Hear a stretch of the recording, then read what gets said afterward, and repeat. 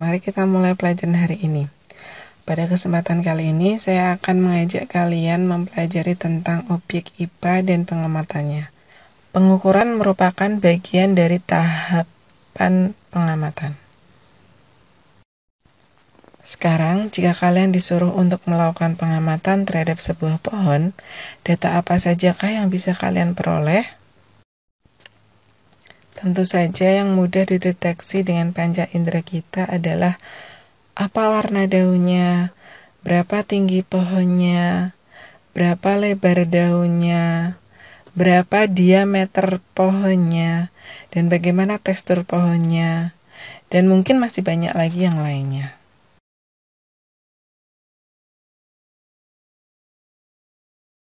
Nah, dari data-data tersebut, kita akan belajar tentang apa itu besaran. Jadi, besaran adalah segala sesuatu yang dapat diukur. Sekarang kita lihat, apakah warna daun bisa diukur? Tentu tidak bisa. Berarti warna daun bukan merupakan besaran. Apakah tinggi pohon bisa kita ukur? Ya, bisa. Berarti tinggi pohon adalah besaran. Apakah lebar pohon bisa kita ukur? Ya, lebar pohon adalah besaran. Selanjutnya, apakah diameter pohon bisa kita ukur? Tentu bisa, diameter juga termasuk besaran.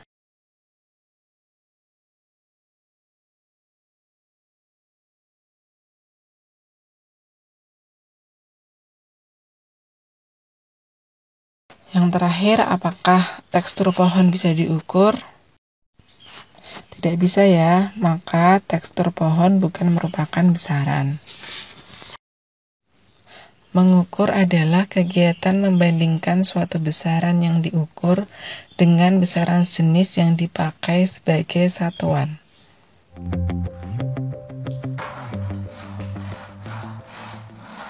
Ada lagi main apa? Geseran dong. Ini mejanya nggak cukup kan berdua? Cukup. Nggak cukup. Cukup. Nggak cukup. Cukup. Bentar. Mending daripada kayak gitu, mending kita ukur. Yuk. Yuk. Saya dulu ya. Ya. 1, 2, 3, 4, 5, 6. Coba kamu. 1, 2, 3, 4, 5, 6, 7, 8, 9. 9 yang cukup. Nggak cukup. 6 tadi saya ukur. 9. 6. 9. Nggak cukup. Nah teman-teman, hasil siapa yang paling benar? Saya atau adik saya? Mari kita diskusikan. Itu tadi adalah kegiatan mengukur dengan satuan tabaku. Satuan tabaku akan menghasilkan hasil yang berbeda jika diukur oleh orang lain. Nah, bingung kan gimana caranya supaya hasilnya tetap sama jika diukur oleh orang lain dan tidak terjadi perdebatan kayak tadi? Ada yang tahu jawabannya? Ya, betul. Mista atau penggaris. Nah, ini ya. Kakak Amar, sini. Ayo kita ukur lagi. 30, 60, 90, 110. Sini kamu yang ukur. Sekarang. Sini, 30. Terus lanjut ke sini. Sini. 60. Lanjut. 90. 110. Nah, sama kan? Itu adalah keunggulan dari mengukur dengan menggunakan satuan baku. Ada yang tahu satuan tabaku dan satuan baku lainnya? Tulis di kolom komentar. Ada seorang ibu dan seorang anak yang akan mengukur meja. Mereka mengukur menggunakan jengkal sebagai satuannya. Setelah mengukur menggunakan jengkal, ibu mendapatkan hasil 4 jengkal.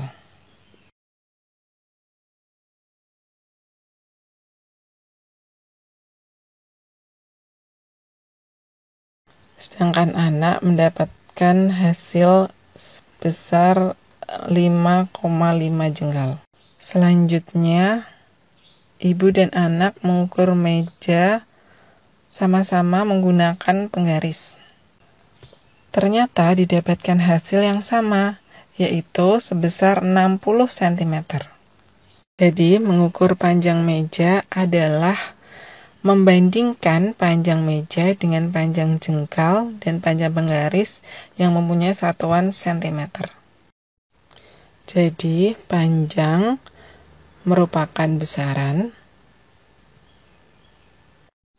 4, 5,5, dan 60 merupakan nilai, jengkal ibu, jengkal anak, dan sentimeter itu adalah satuan.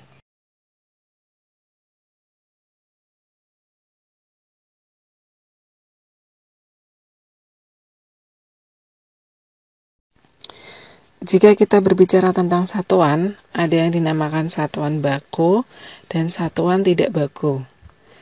Satuan baku adalah satuan yang telah disepakati bersama untuk semua orang. Jadi, sentimeter termasuk satuan baku karena sudah disepakati oleh semua orang.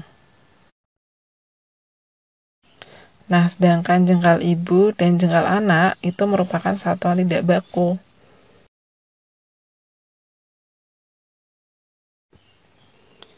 Sebelumnya, kita telah belajar bahwa dalam kegiatan pengukuran perlu menggunakan satuan baku, yaitu satuan yang telah disepakati bersama.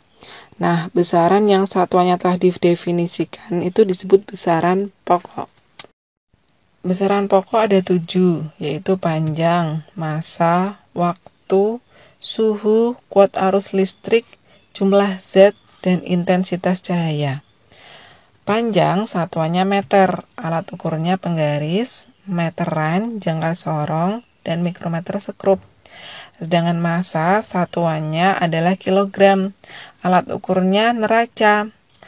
Waktu satuannya sekon, alat ukurnya stopwatch atau jam. Suhu satuannya Kelvin, alat ukurnya termometer. Kuat arus listrik satuannya ampere, alat ukurnya ampermeter. Jumlah zat satuannya mol. Intensitas cahaya satuannya kandela dan alat ukurnya luxmeter.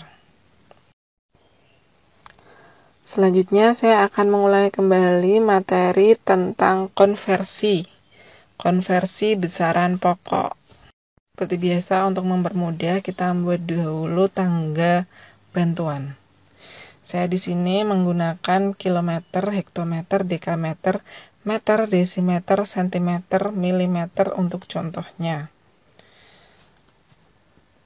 Contoh soalnya, 4 hektometer berapa sentimeter? Nah, langsung kita lihat di tangga bantuannya. Hektometer ke dekameter, ke meter, ke desimeter, baru ke sentimeter, berarti turun 4 langkah atau 4 tangga. Kalau turun berarti dikali, berarti sama saja 4 kali 10.000 sama dengan 40.000. 4 kali 10 pangkat 4 artinya 10 pangkat 4 itu adalah 10 kali 10 kali 10 kali 10.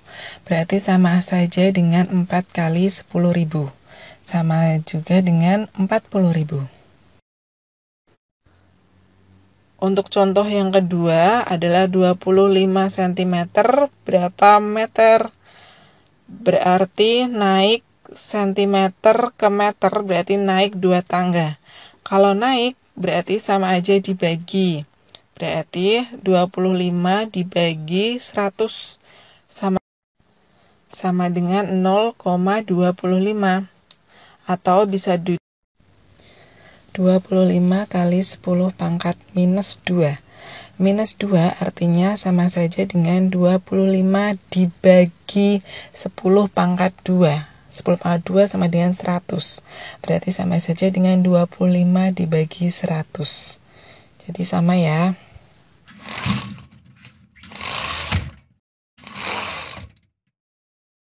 Contoh dari besaran pokok, yang pertama ada jumlah zat, satuannya mol. Yang kedua intensitas cahaya, satuannya kandela. Yang ketiga waktu, satuannya sekon. Yang keempat kuat arus, satuannya ampere. Yang kelima suhu, satuannya Kelvin. Yang keenam massa, satuannya kilogram. Dan yang terakhir panjang, satuannya meter. Untuk lebih mudah menghafal besaran pokok, memakai Panji suka main kucing waktu jumpa Ica. Panjang, suhu, massa, kuat arus listrik, waktu, jumlah zat, dan intensitas cahaya. Selanjutnya, contoh dari besaran turunan. Yang pertama luas, lambangnya A, rumus panjang kali lebar, satuannya meter persegi. Yang kedua volume, lambangnya V, rumusnya panjang kali lebar kali tinggi, satuannya meter kubik. Yang ketiga massa jenis, lambangnya Rho, rumus massa per volume, satuannya kilogram per meter kubik. Yang keempat, kecepatan, lambangnya V kecil untuk rumus perpindahan dibagi waktu, satuan meter per sekon. Yang kelima, percepatan, lambangnya A kecil untuk rumus kecepatan dibagi waktu, satuannya meter per sekon kuadrat. Yang keenam, gaya, lambangnya F besar, rumus massa kali percepatan, satuannya Newton. Yang ketujuh, usaha dan energi, lambangnya W besar untuk rumus gaya dikali perpindahan, satuannya Joule. Yang kedelapan, tekanan, lambangnya P besar untuk rumus gaya dibagi luas, satuannya Pascal. Yang kesembilan, daya, lambangnya P untuk rumus usaha dibagi waktu, satuannya Watt. Yang kesepuluh ada momentum, lambangnya P untuk rumus massa dikali kecepatan. Untuk satuannya kilogram kali meter per sekon. Misalnya kita ambil contoh luas. Jadi luas di sini satuannya meter persegi atau meter pangkat 2. Artinya luas itu diturunkan dari 2 besaran panjang. Jadi untuk mencari luas, rumusnya panjang dikali panjang. Misalnya kita akan mengukur luas suatu persegi. Untuk mencari luas suatu persegi, berarti rumusnya adalah panjang dikali lebar, karena lebar itu tidak lain adalah panjang juga. Seperti itu adik-adik. Atau contoh lain, misalnya kecepatan. Kecepatan satuannya meter per sekon. Sekon itu satuan waktu ya. Jadi kecepatan ini diturunkan dari 1 besaran waktu dan 1 besaran panjang. Jadi misalkan si Anto akan pergi ke rumah Budi dengan berjalan kaki. Nah, pertanyaannya, berapakah kecepatan Anto sampai ke rumah Budi? Berarti di sini kita harus tahu dulu berapa jarak rumah Anto ke rumah Budi dan berapa waktu yang ditempuh Anto ke rumah Budi. Kemudian kita masukkan di rumus yaitu panjang per waktu atau jarak per waktu, menghasilkan kecepatan. Seperti itu, dipahami ya? Oke, selanjutnya jenis-jenis alat ukur. Ini juga perlu adik-adik tahu ya. Alat ukur panjang ada meteran, meteran kelos, penggaris, mikrometer, dan jangka sorong. Kemudian yang kedua, alat ukur suhu, ada termometer. Nah, di sini ada berbagai macam termometer. Ada termometer air raksa, alkohol, klinis, inframerah, bimetal, dan sebagainya. Kemudian yang ketiga, ada alat ukur massa, ada timbangan digital, timbangan duduk, timbangan gantung, ada neraca. Nah, ada neraca 3 lengan, ada yang 2 lengan, dan ada yang 4 lengan. Kemudian alat ukur waktu, ada arloji, jam pasir, stopwatch, dan jam matahari. Sekian.